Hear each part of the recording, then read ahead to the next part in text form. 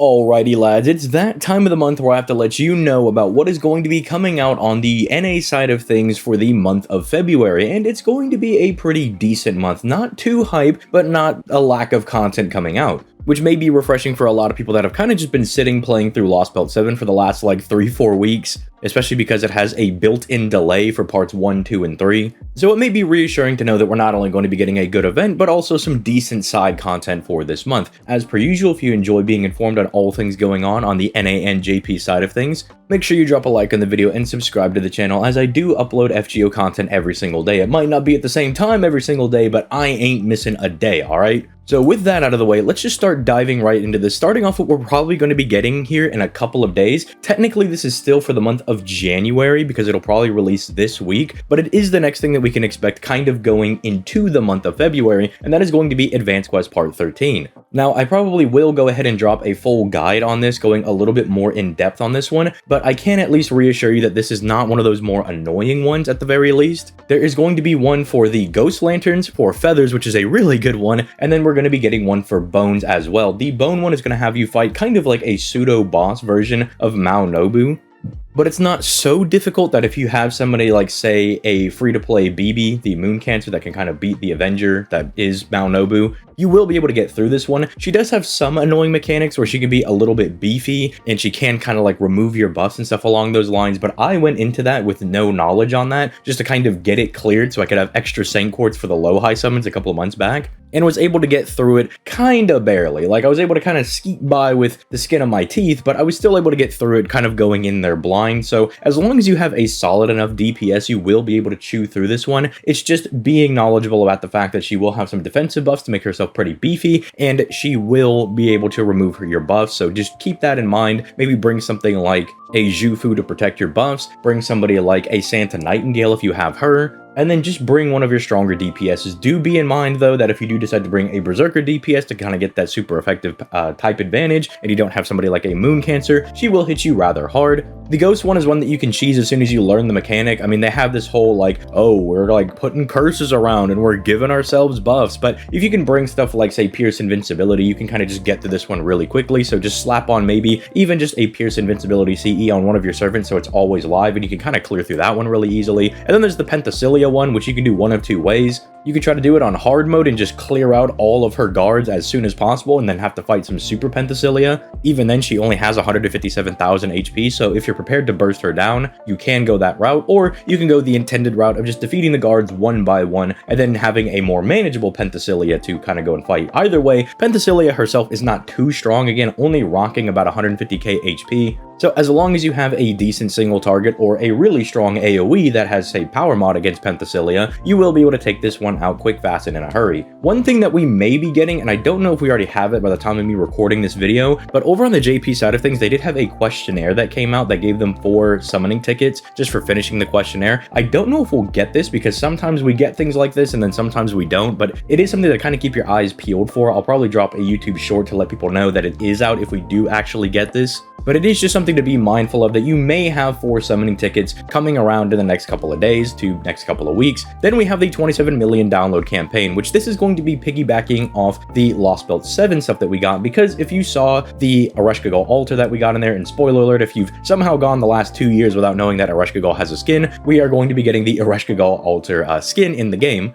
which is fairly nice. You know, it's just a nice little skin to get Ereshkigal, but we also have quite a few master missions that are going to be brought in, as well as some decent login bonuses that do include something like 30 Saint Quartz if you're able to log in all 7 days during the campaign, so make sure you're doing that. It also will include something like a rare mana prism and a lore for leveling up your skills, so make sure that you are logging in for that. And a lot of the extra missions are very easy. It's just, oh, level up a skill, get a couple of Saint Quartz, and it will require you to get some of them to skill 10, so getting that additional lore will be nice. I know for somebody like me, who is kind of dead set on getting all my servants to skill level 10, this is going to be very nice, but I'm also out of lores for that reason, so we'll definitely be going around and completing some of these events in the challenge quest to try to get some of those additional lores to finish these missions. But Again, they're not time gated, so they're just things that you can kind of just go ahead and collect. If I'm remembering correctly, they also do already proc if you've done this before, so it's not like if you're a older player and you're like me and you're out of lores, you gotta scramble to try to find a bunch of lores to level up some random skills to skill level 10. I do believe you just get these if you already have them done, so it will be a nice fat batch of Saint Chords for, say, your Tiamat summons in the next couple of months, or hey, maybe you're gonna be summoning for Pope Joanna. There are some additional things that will come with this campaign if you do feel like going and farming up your dailies. Free quests will be cut in half, so that is very nice. This is just like all normal free quests, so if you need to go farm stuff like, say, dust or bones or whatever have you, you will be able to go and get those farmed. Your Ember Gathering and the training fields, the things where you get the statues and monuments for ascending your servants, will also be at half AP, and there will be a 2x chance when it comes to leveling up your CEs and your servants, which is kind of nice because we do have Valentine's coming in a little bit, but I don't know if this is going to quite overlap with Valentine's Day. I believe it does if they're going off the JP schedule, because this should go live in the middle of Valentine's, like week 2 of the Valentine's event. So if you are going to be trying to do CE bombs, like I talked about in yesterday's video, using some of those Valentine CEs, it might be better to hold off a little bit, which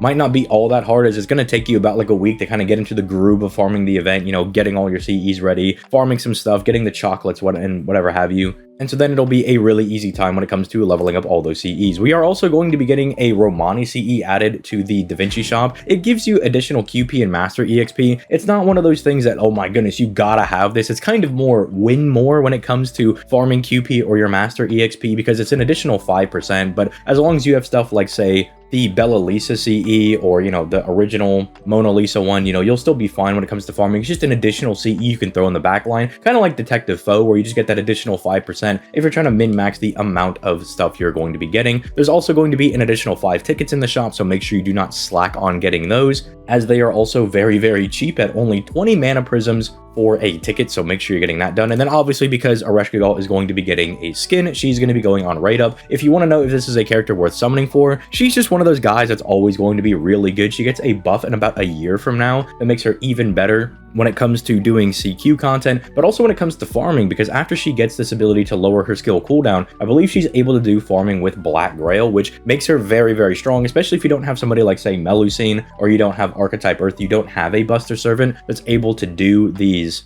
Black Grail setups with your Buster teams. And while there will be people like, say, Tiamat that are able to do that, Tiamat can't cover your archers, where Ereshkigal actually can. And Ereshkigal does have a different power mod, or I guess she just has a power mod in general, because Tiamat doesn't have one, in being able to hit Earth attribute enemies. So she is rather solid. If you are a fan of Ereshkigal and you're wondering, oh man, can I summon for this character? Is it going to be worth it? Am I burning my Saint Chords? Do not worry, she is very, very strong. Definitely worth pulling for if you're a huge fan of Ereshkigal. But if you're trying to go for more of the meta servants, quote unquote, you can hold off on this one, but definitely not a bad character to go for. And then finally, there is the Valentine's event, which I do want to go ahead and apologize for yesterday's video. It was not my intention to clickbait things. I was literally on the way out to go hang out with friends, and I was like, oh, I need to make a thumbnail for this event. And I'm like, oh, what's like the best event to level up your CEs? And I'm like, oh, what are CEs that people have? Oh, we just got Black Grail and Kaleidoscope. Let me put those up there. So it's like, yeah, level up these things. And then for some reason, a lot of people in the comments were like, oh, I thought we were getting another CE selector, which I don't know why people would think that. That's a little weird that we would just be getting that for some reason, and JP never does.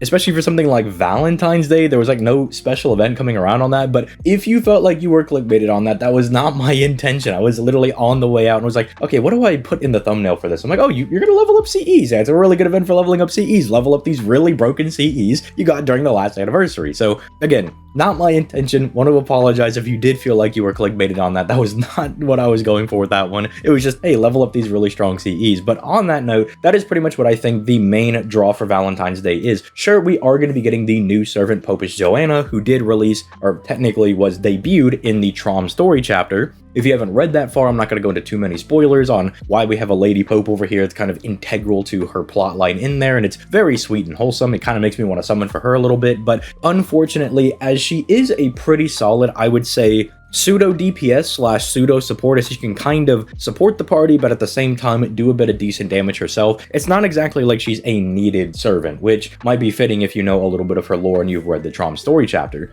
But she's definitely not bad. If you find yourself to be a very big fan of Popish Joanna and you want to go and summon for her, she's not bad by any stretch of the imagination. It's just, we have better options. If you want to use an Arts AoE servant, you're better off waiting for someone like Summary Buki to come back around, or for Ruler Melusine to release during the summer chapters that we're going to be getting later on this year. here. We are also going to be getting some reruns for some very powerful Valentine's Day servants, and pretty much all of these are absolute bangers. Bazette is going to be, I believe, the first one that goes on right up. And if you've seen any content around Bazette for like the last couple of years, she is ridiculously strong. She's basically our only counter unit that we have in the game. I mean, I guess Ongreminyu, does he count as a counter unit?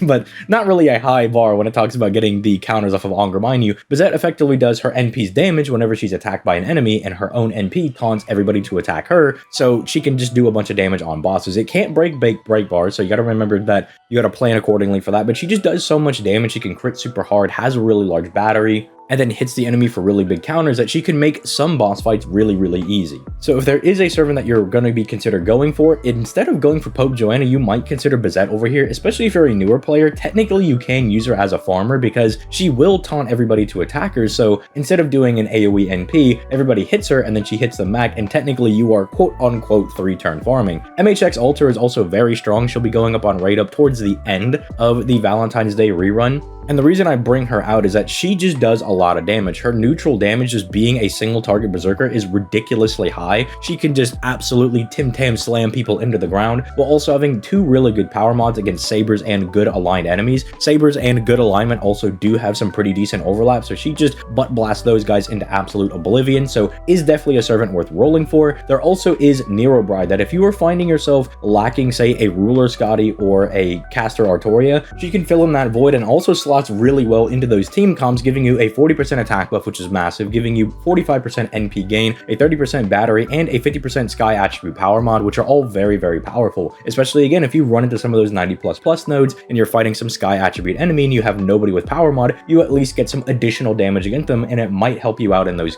different scenarios when it comes to farming. Then there's people like Karen, who I think is very solid. I'm not trying to slight her or try to catch the ire of all of the Karen enjoyers, but she's a quick AoE unit. She can farm decently enough. She can get the job done when it comes to doing CQs, having numerous batteries and a way to kind of control what the enemy is doing. But as far as her being something that's going to be like a huge boon to your account, it's kind of like you summon for Karen if you like her, but if you're not a huge fan of Karen, you're not really missing out on a lot. Same thing for Murasaki. I think Murasaki is a very solid unit, not only doing some pretty decent arts farming herself, I'm saying decent, not great, but also being able to provide some pretty decent buffs to the entire party. I believe giving them a demonic power mod, so she can be pretty good when it comes to multi-core setups where you need multiple DPSs, but definitely not needed by any stretch of the imagination. Semiramis is one of those servants that we're kind of waiting to get a decent buff because she's kind of teetering on being really busted or just kind of okay, and right now she's kind of okay. She focuses on debuffing the enemy to get most of her damage, still needs to get a little bit of stars, and does have an interesting mechanic where she's able to give the entire party buff block, or the resistance to having their buffs removed on her NP, which is pretty cool, but we're still, again, waiting to see if she gets something. And then Sei, I believe, is getting a buff during this Valentine's.